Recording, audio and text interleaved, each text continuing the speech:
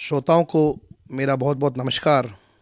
आज महावीर जयंती है और ये हमारे लिए बहुत खुशी का विषय है कि भगवान महावीर किसी एक पंथ के नहीं, एक संप्रदाय के नहीं, जग जग के भगवान हैं। बालक वर्धमान जब माँ के गर्भ में आने वाले थे, उसके 6 माह पूर्व कुंडलपुर में 14 करोड़ रत्नों की वर्षा हुई और वह वर्षा प्रातःकाल 3.5 करोड़, दोपहर को 3.5 करोड़, सायकाल 3.5 करोड़ और मध्य रात्रि को 3.5। इस प्रकार से भावी तीर्थंकर के त्रिशला के गर्भ में आने के 6 माह पूर्व 14 करोड़ रत्नों की वर्षा हुई। और उसी दरमियान इंद्रों की आज्ञा से माता की सेवा, त्रिशला माँ की सेवा के लिए कुछ इंद्राणियाँ नियुक्त हुई। वे थी श्री, री, कृति, धृति, कीर्ति, बुद्धि और लक्ष्मी। और इनके नाम के अनुसार ही बालक में यह सब योग्यता भी आई। 6 माह समाप्त होने के पश्चात भावी तीर्थंकर स्वर्ग से च्युत होकर माँ के गर्भ में अवतरित हुए और माँ के गर्भ में आते ही माँ को 16 स्वप्न आए। इसका यह प्रतीक होता है कि भावी तीर्थंकर माँ के गर्भ में आ चुके। गर्भकाल पूर्ण हुआ और भावी तीर्थंकर का जन्म कुंडलपुर में हुआ। जन्म के समय सभी जीव, सभी प्रजाति के जीव, पशु पक्षी, सभी इंद्रियों के जीव, सभी वर्ग के जीव, सभी बहुत खुश हुए, बहुत उनमें प्रसन्नता थी, अपार हर्ष था। यहाँ तक कि नरक में जो नारकी जीव हैं, जो शुभ गति नहीं मानी जाती है, लेकिन वहाँ पर भी बालक वर्धमान के जन्म के समय कुछ समय के लिए शांति हो गई। यहाँ तक तो ठीक था, लेकिन सौधर्म इंद्र का आसन कंपायमान हुआ तो उनको लगा कि मेरा आसन कंपायमान क्यों हुआ है। तो उन्होंने अपने अवधि ज्ञान से जब ये देखा तो उन्हें ज्ञात हुआ कि भावी तीर्थंकर जो बनने वाले हैं, 24वें तीर्थंकर भविष्य में बनने वाले हैं, उनका जन्म हुआ है। वो बहुत प्रसन्नचित हुए और ऐरावत हाथी में बैठकर उनको निहारने के लिए पहुंचे। बालक वर्धमान का वर्ण तपाए हुए स्वर्ण के समान था, यानी पीत पीला था। उनका चिन्ह बैल था। अपेक्षा से कहें तो बालक वर्धमान का जन्म आज से 2614 वर्ष पूर्व हुआ। और कई बार हम ये भी कह देते हैं कि भगवान महावीर का जन्म हुआ। यह कथनचित उचित नहीं है। क्योंकि भगवान का जन्म नहीं होता है, भगवान तो बनते हैं, जन्मते नहीं हैं। यानी आज 2614वीं जन्म जयंती बालक वर्धमान की है और चैत्र शुक्ला त्रयोदश के दिन, तेरस के दिन कुंडलपुर में महान मनीषी बालक वर्धमान का जन्म हुआ। उनकी माता का नाम त्रिशला था और पिता का नाम सिद्धार्थ। इनके 5 नाम प्रचलित हैं: वीर, अतिवीर, सन्मति, वर्धमान और महावीर। यह बिल्कुल सही बात है कि आज के युवा, आज के बालक, आज के नौनिहालों के एक नाम या 2 उपनाम हुआ करते हैं, लेकिन 5-5 नाम यदि किसी बालक के हैं तो कुछ कारण हैं। बचपन में वर्धमान नाम उनका इसलिए रखा गया माँ त्रिशला और पिता सिद्धार्थ की तरफ से, क्योंकि वे जब उत्पन्न हुए तो महलों की यश बढ़ा, महलों का वैभव बढ़ा, पराक्रम बढ़ा। तो वीर प्रभु का नाम माता पिता ने इस उपलब्धियों को देखते हुए वर्धमान रखा। उनका दूसरा नाम वीर था। वीर नाम इसलिए पड़ा जब सौधर्म आदि 1008 कलशों से उनका अभिषेक करने के लिए उनको सुमेरु पर्वत पे लेके गए तो उनको मन में शंका हुई कि अरे, ऐसा तो नहीं है कि यह बालक चोटिल हो जाएगा। तो यह बात उस नौनिहाल बालक को पता चली, बालक वर्धमान को ज्ञात हुई मन ही मन में, जो बहुत नौनिहाल सा बालक है।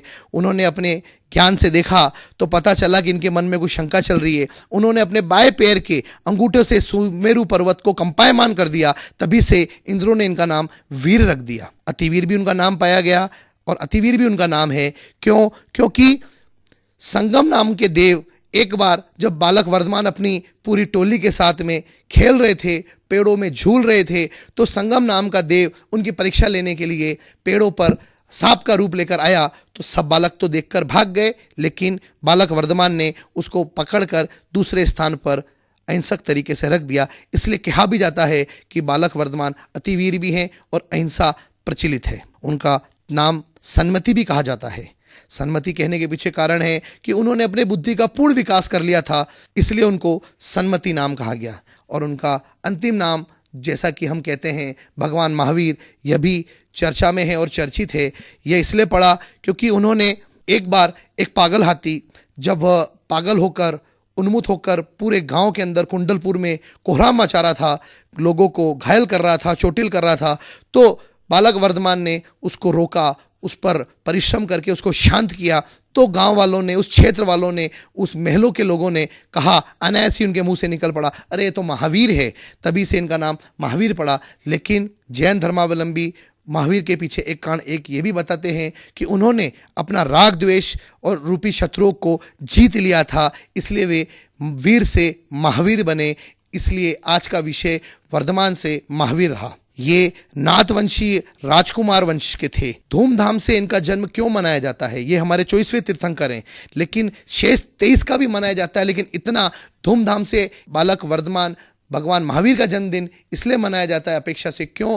क्योंकि ये हमारे अंतिम तीर्थंकर चतुर्थ काल के थे और इनका शासन काल चल रहा है, इसलिए इनका जन्म आज भी हम धूमधाम से मनाते हैं। जी हाँ, ये बाल ब्रह्मचारी हैं और इन्होंने कभी शादी नहीं की, न इनके कोई पुत्र आदि हैं। इसीलिए यह कहा जाता है कि हमें भगवान महावीर के समान बनना है, हमें अपनी इंद्रियों पर विजय रखना है। 30 वर्ष की अवस्था में इन्होंने मुनि दीक्षा धारण करके नग्न अवस्था को प्राप्त किया और नग्न दिगंबर साधु होकर घोर तपस्या किया। 12 वर्ष तक इन्होंने बहुत तपस्या की, आत्म साधना के लिए ये तल्लीन रहे और 42 वर्ष की उम्र में आपको केवल ज्ञान प्राप्त हुआ। आपने 30 वर्ष तक यानी शेष 30 वर्ष आपने पूरे भारतवर्ष में भ्रमण किया और समोषण सहित विहार कर दिव्य धनी द्वारा तत्वोपदेश होता रहा। अंत में पावापुरी में आत्म ध्यान में लीन होते हुए 72 वर्ष की आयु में दीपावली के दिन मोक्ष पद को प्राप्त किया। इसी दिन उनके प्रमुख शिष्य इंद्रभूति गौतम को केवल ज्ञान भी प्राप्त हुआ। वे गौतम गणधर के नाम से जाने जाते हैं। भगवान महावीर को हम सभी अप टू डेट कहते हैं। यह भी एक बहुत अच्छा विषय है कि इन्हें अप टू डेट क्यों कहा गया। हम आज कोई ड्रेस पहनते हैं, कुछ वस्त्र आदि पहनते हैं, तो वो आउट ऑफ डेट हो जाती है, उसकी फैशन चेंज हो जाती है। लेकिन भगवान महावीर ने तो कभी कुछ पहना ही नहीं, इसीलिए उनके वस्त्र थे ही नहीं, इसलिए वे हमेशा आउट ऑफ डेट नहीं होकर अप टू डेट हैं, क्योंकि उनकी फैशन कभी बदली नहीं, वे हमेशा एक जैसी रहती है। मैं सभी विशेषकर युवाओं से एक विनम्र अपील करना चाहता हूँ कि आज भावी तीर्थंकर जो कहलाए, जिन्होंने भावी अवस्था को प्राप्त करके भगवान पद को प्राप्त किया, ऐसे भगवान महावीर वर्धमान का आज जन्मोत्सव है। आप अपने जीवन में व्यसन को छोड़ें, आप अपने जीवन में जीवों की दया करें, आप अपने जीवन में अहिंसा पथ को धारण करते हुए रात्रि भोजन का त्याग करें।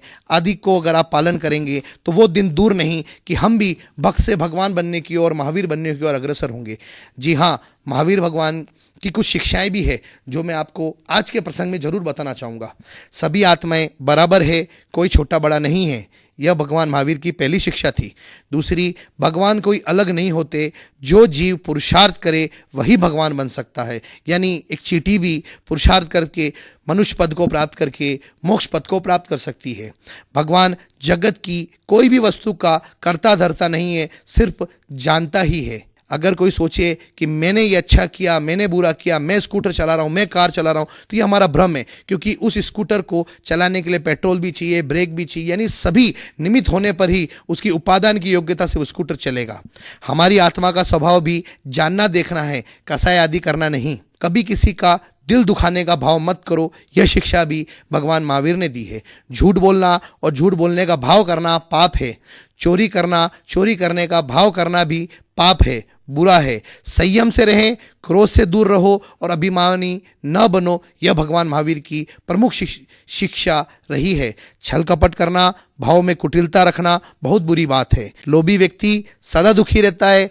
हम अपनी गलती से दुखी हैं और अपनी भूल को सुधार कर सुखी हो सकते हैं, यह भगवान महावीर की अंतिम शिक्षा रही। मैं पुनः भगवान महावीर की इस पावन पर्व पर बालक वर्धमान के जन्मोत्सव की आप सभी को बधाई देते हुए 2614वीं यह जन्म जयंती आप बहुत शांति से, बहुत आनंद से मनाएं और अहिंसक रूप से मनाएं। इसी मंगल भावना के साथ मैं अपनी बात को विराम देता हूँ। जय जिनेंद्र, जय महावीर।